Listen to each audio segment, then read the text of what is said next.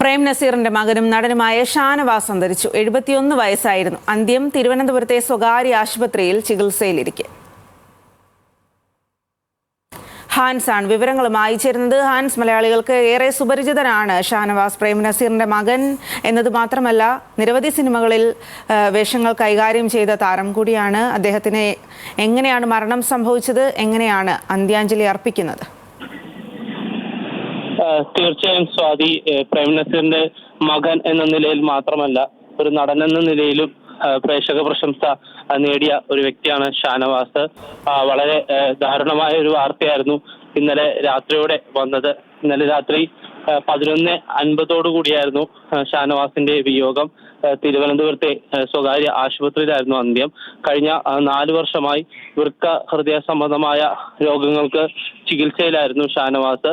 ഇതിനിടയിൽ ഇന്നലെ വൈകിട്ടോടുകൂടി രോഗം മൂർച്ഛിച്ചു. പിന്നീട് ആശുപത്രിയിൽ പ്രവേശിപ്പിക്കുകയായിരുന്നു. അതിനിടയിലാണ് അന്ത്യമുണ്ടായത്.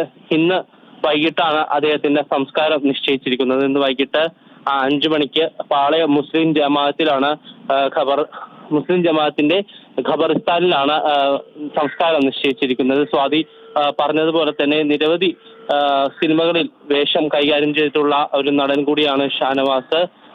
50ഓളം സിനിമകൾ, 25ഓളം സിനിമകളിൽ അദ്ദേഹം നായക വേഷത്തിലും പ്രതിനായക വേഷത്തിലും ഒക്കെ എത്തിയിട്ടുണ്ട്. 1981 പുറത്തിറങ്ങിയ പ്രേമഗീതങ്ങൾ എന്ന സിനിമയിലൂടെയാണ് മലയാള സിനിമയിലേക്കുള്ള അരങ്ങേറ്റം അദ്ദേഹം നടത്തുന്നത്. മലയാളത്തിലും തമിഴിലുമായി നിരവധി സിനിമകളിൽ അഭിനയിച്ചിട്ടുണ്ട്. 2015 അനീഷ് അൻവർ സംവിധാനം ചെയ്ത കുമ്പസാരം എന്ന സിനിമയിലാണ് അവസാനമായി അഭിനയിച്ചത്. പിന്നീട് അദ്ദേഹം സ്വകാര്യ സ്ഥാപനത്തിൽ ജോലി ചെയ്യുകയായിരുന്നു. എന്തായാലും വളരെ ഒരു ദാരുണമായ സംഭവമാണ്. ഇന്ന് വൈകിട്ട് 5 മണിക്ക് അദ്ദേഹത്തിന്റെ സംസ്കാര ചടങ്ങുകൾ പൂർത്തിയാക്കും. സ്വാതി. ശരി ഹാൻസ്. പ്രേം നസീറിന്റെ മകനും നടനുമായ ഷാനവാസ് അന്തരിച്ചു. 71 വയസ്സായിരുന്നു.